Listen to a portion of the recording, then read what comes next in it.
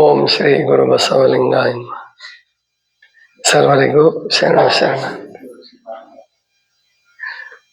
ಇವತ್ತು 26ನೇ ತಾರೀಕು ಡಿಸೆಂಬರ್ 26.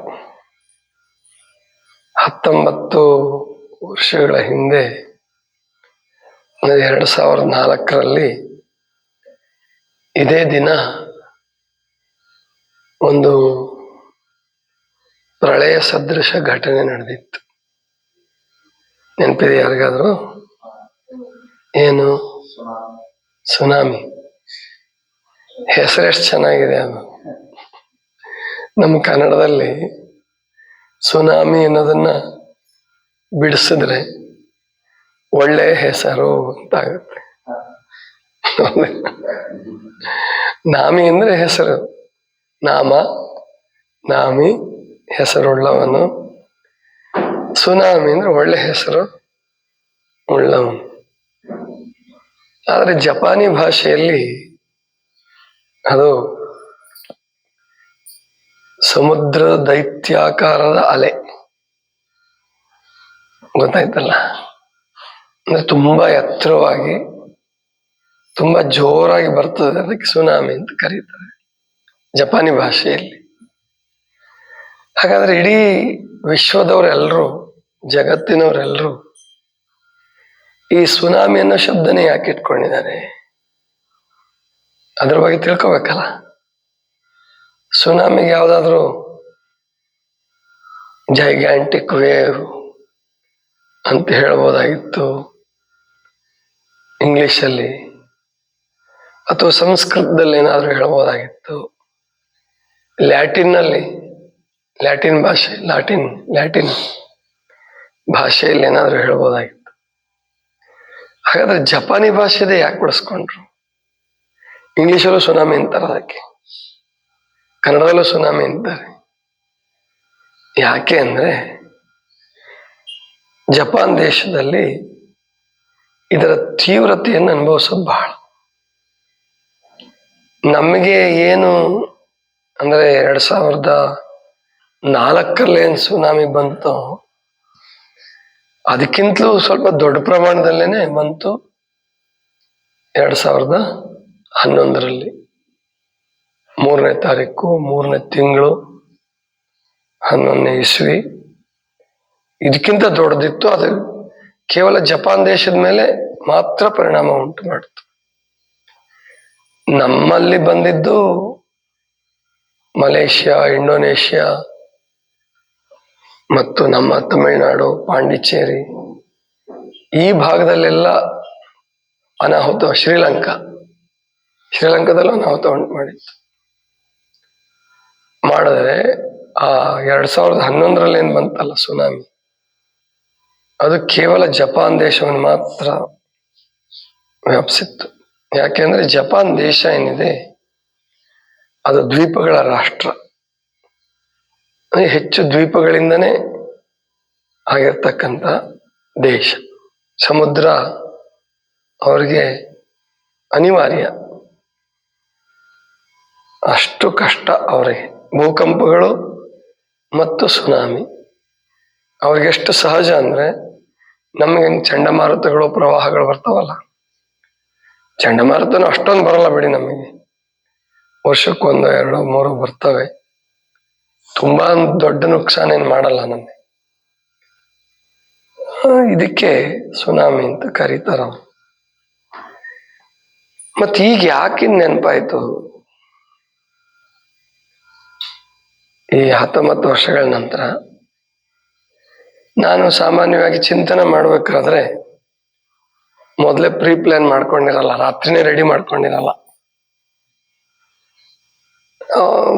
ಏನು ಆ ಸಂದರ್ಭದಲ್ಲಿ ಅಥವಾ ಅವತ್ತು ಅಥವಾ ಹಿಂದಿನ ದಿವಸ ಏನ್ ನೆನಪಾಗ್ತದೋ, ಪ್ರಾರ್ಥನೆ ಮಾಡಿಸುವಾಗ ಏನ್ ನೆನಪಾಗ್ತದೋ ಅದನ್ನ ಮಾತ್ರ ಹೇಳೋದಕ್ಕೆ ಪ್ರಯತ್ನ ಮಾಡ್ತೀನಿ.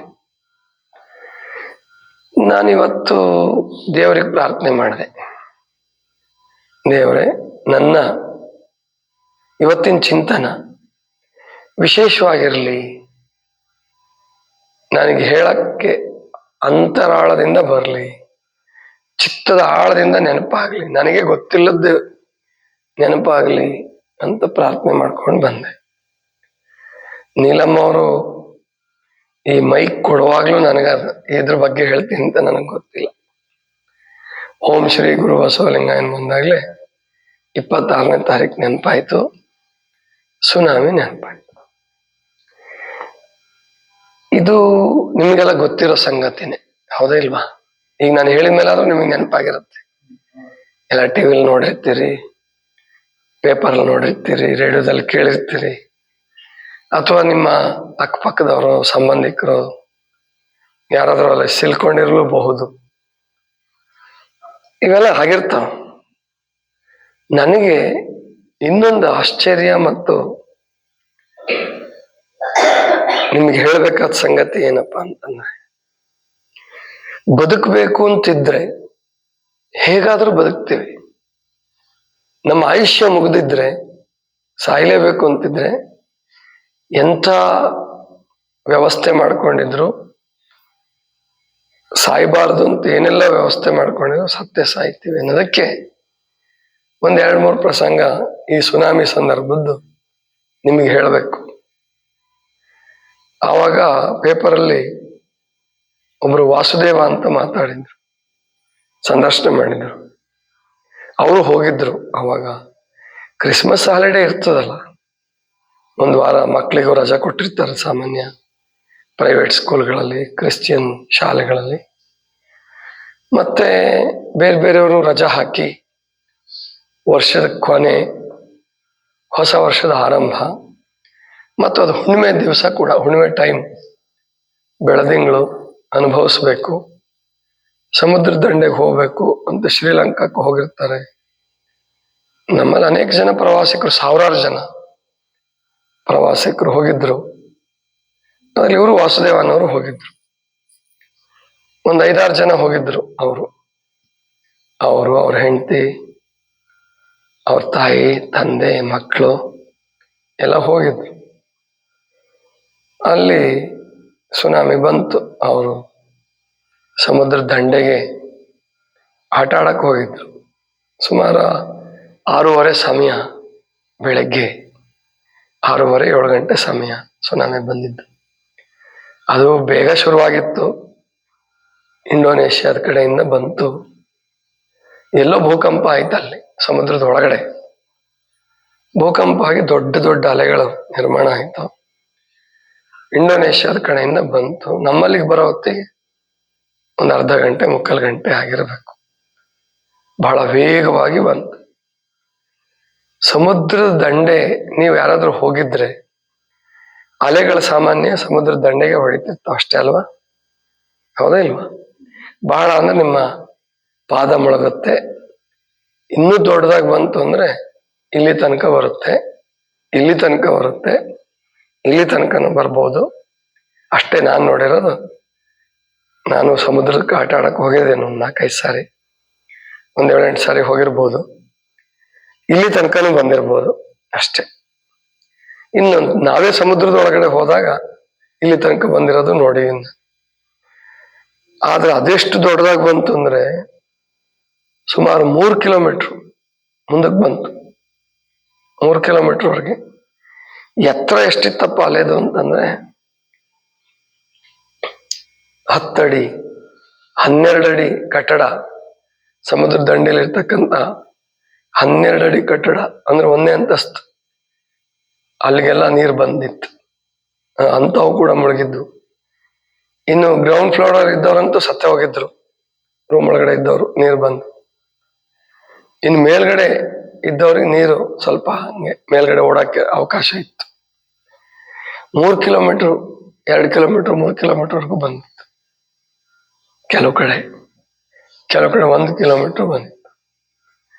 ಅದರಲ್ಲಿ ವಾಸುದೇವ ಅವರು ಬಳಗ ಎಲ್ಲ ಹೊರಟೋಯ್ತು. ವಾಸುದೇವರು ಹೆಂಗ್ ಉಳ್ಕೊಂಡ್ರು? ಅವ್ರನ್ನ ಅಲೆ ಬಂದಾಗ ಕೊಚ್ತಿರ್ತದಲ್ಲ, ನೂಗ್ತಿರ್ತದಲ್ಲ, ಎಳ್ಕೊಳ್ತಿರ್ತದ, ನೂಗ್ತಿರ್ತದ, ಎಳ್ಕೊಂತಿರ್ತದ, ಮುಳುಗ್ತಿರ್ತಾರೆ. ಕೆಲವ್ರೆಲ್ಲ ಏನೇನೋ ಆಗ್ತಿರ್ತದೆ. ಅವರು ಒಂದು ಕಾಂಪೌಂಡ್, ಯಾವುದೋ ಒಂದು ಕಾಂಪೌಂಡ್ ಮೇಲ್ಗಡೆ ಈ ಏನು ಹಾಕಿರ್ತಾರಲ್ಲ ಕಂಬಿ, ಒಂದು ಗೇಟ್ ಮಾಡಿರ್ತಾರೆ. ಗೇಟ್ ಮೇಲ್ಗಡೆ ಒಂದು ಅಂದ್ರೆ ಕಾಂಪೌಂಡ್ ಮೇಲ್ಗಡೆ ಒಂದು ಕಂಬಿ ತರ ಹಾಕಿರ್ತಾರೆ.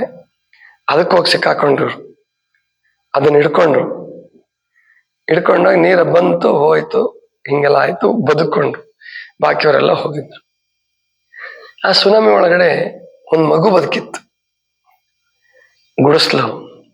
ಗುಡಿಸ್ಲಲ್ಲಿ ಎಲ್ಲ ಮನೆಯಲ್ಲಿ ಮಲಗಿದ್ದಾರೆ. ಆ ಮಗುನ ಚಾಪೆ ಮೇಲೆ ಮಲಗಿಸಿದಾರೆ. 2 ವರ್ಷದ ಮಗು. ಅವರು ಚಾಪೆ ಮೇಲೆ ಮಲ್ಕೊಂಡಿದ್ದಾರೆ. 2 ವರ್ಷದ. ಆ ಚಾಪೆನ ತೇಲ್ಸಿದೆ. ಬಾಕಿಯವರೆಲ್ಲ ಮುಳುಗಿದ್ದಾರೆ. ಚಾಪೆ ತೇಲ್ಸಿ ಆ ಮಗು ಹಂಗೆ ಉಳ್ಕೊಂಡಿದೆ, ಬದುಕುವಂತ ಮಗು. ಇನ್ನೂ ಒಬ್ರಿಬ್ಬರನ್ನ ಅಥವಾ ಇನ್ನೂ ಅನೇಕ ಜನರನ್ನ ಇರ್ಬೋದು. ಅದ್ರಲ್ಲಿ ಒಬ್ಬ ನಾನ್ ಕೇಳಿದ್ದು, ತೆಂಗಿನ ಗಿಡದ ಮೇಲೆ ತಗೊಂಡೋಗಿ ಹೋಗದಿತ್ತ ಅವನ್ನ, ಮರದ ಮೇಲೆ. ಅಲ್ಲಿ ಹಿಡ್ಕೊಂಡು ಬದುಕಿದ್ದ. ಅದು ಸಮುದ್ರದ ನಡುವೆ ಗಡ್ಡೆಗಳಿರ್ತವೆ, ಅಲ್ಲಿ ತೆಂಗಿನ ಗಿಡ ಬೆಳೆದಿರುತ್ತೆ.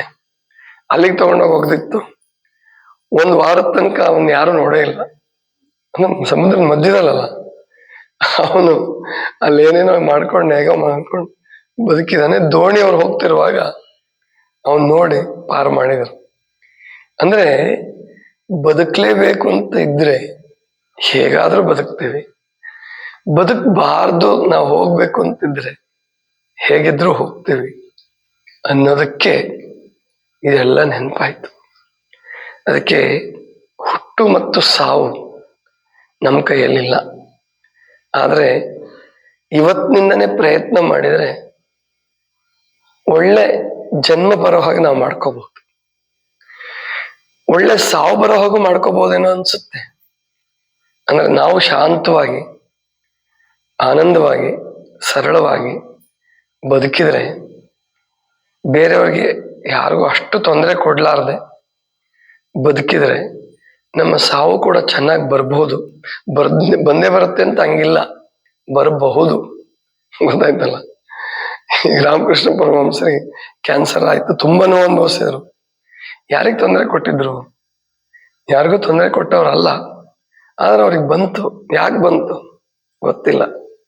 ಅವ್ರು ಹೇಳೋ ಪ್ರಕಾರ ಕರ್ಮವನ್ನು ಮುಗಿಸ್ಬೇಕಾಗಿತ್ತು, ಪ್ರಾರಬ್ಧವನ್ನು ಮುಗಿಸ್ಬೇಕಾಗಿತ್ತು. ಅದಕ್ಕೆ ಬಂದಿದೆ. ನಾನು ಅನುಭವಿಸಿ ತೀರಿಸ್ತೀನಿ ಅದನ್ನ. ಇದು ಒಂದು ಪದ್ಧತಿ, ಇದು ಒಂದು ನಂಬಿಕೆ, ಇದು ಒಂದು ದೈವಿ ನಿಯಮ. ಅದು ಒಂದು ಅರ್ಥ ಮಾಡ್ಕೊಳಕ್ ಪ್ರಯತ್ನ ಪಟ್ಟರು. ಅವ್ರು ಅರ್ಥ ಮಾಡ್ಕೊಂಡ್ರು ಪರಮಹಂಸರು. ನೀವು ಅವರಷ್ಟು ಅರ್ಥ ಮಾಡ್ಕೊಳಕ್ ಆಗತ್ತೋ ಇಲ್ವೋ ಗೊತ್ತಿಲ್ಲ. ಆದ್ರಿಷ್ಟೇ, ನಮ್ಮ ಬದುಕು ನಿರುಪದ್ರವ್ಯ ಆಗಿರಲಿ.